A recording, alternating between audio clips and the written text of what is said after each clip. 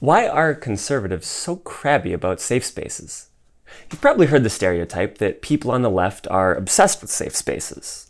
For the last few years, it's been a common talking point on the right, and even among many centrists and liberals, that the modern left, and especially the younger generation, are a bunch of coddled, ultra-sensitive snowflakes who constantly demand to be protected from any viewpoint that diverges from their own.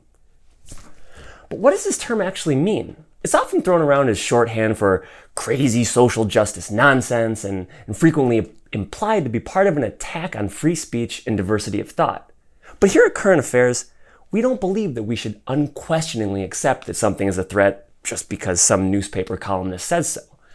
In order to decide whether something's an attack on our values, we first have to ask ourselves a few questions like, what is a safe space? What is its purpose? How do the benefits weigh up against the costs? And in what way, if any, does it harm or strengthen our freedoms? So let's start with the basic definition.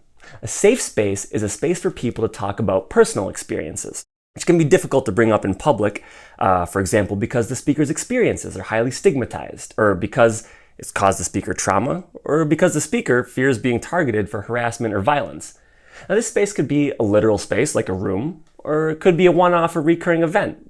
But when some time or place is designated as a safe space in regards to a particular issue, what the host is telling people is that they're trying to create an atmosphere that allows people to speak about their difficult personal experiences.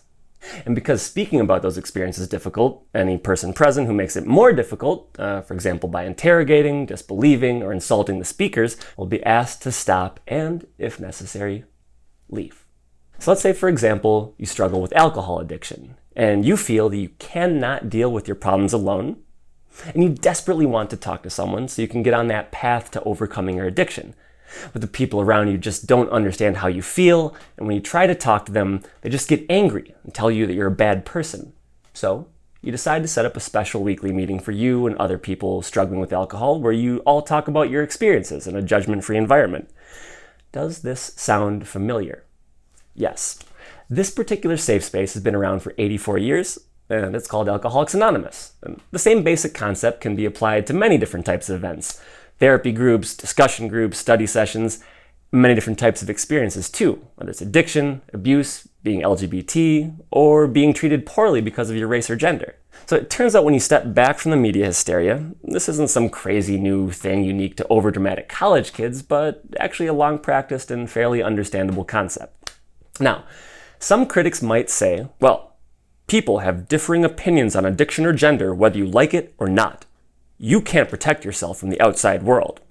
That's exactly right. People in vulnerable positions can't protect themselves from the outside world, which is exactly why many feel it's a good idea to set aside some specific times and places that might provide some small amount of relief. A trans person might have to spend 23 hours a day living with a family who doesn't accept them, being judged on the street, being questioned by strangers at parties, and it's hardly coddling to suggest that they might want to spend 1 hour every now and then in an environment where that doesn't happen. It doesn't make much sense to suggest that a specific space, for a specific purpose, for a specific time, is somehow a restriction on others' freedoms. After all, if you go to a book club and spend the whole time blocking discussion of the book and telling everyone reading is stupid, you'll probably be asked to leave because you're destroying the whole point of the event. And also, you can express your views on reading somewhere else. Likewise, if you go to an AA meeting and start telling everyone you think addicts are just weak, or an LGBT discussion group and say you don't believe in gender-neutral pronouns, you'll be asked to leave and you can find somewhere else to say it.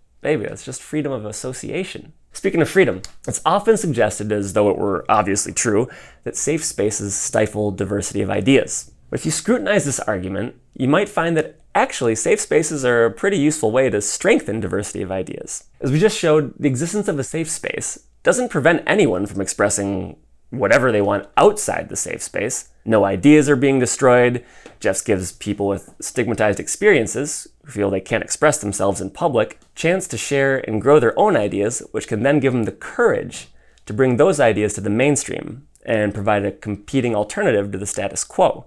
And if you're not afraid of new ideas, you shouldn't be afraid of safe spaces.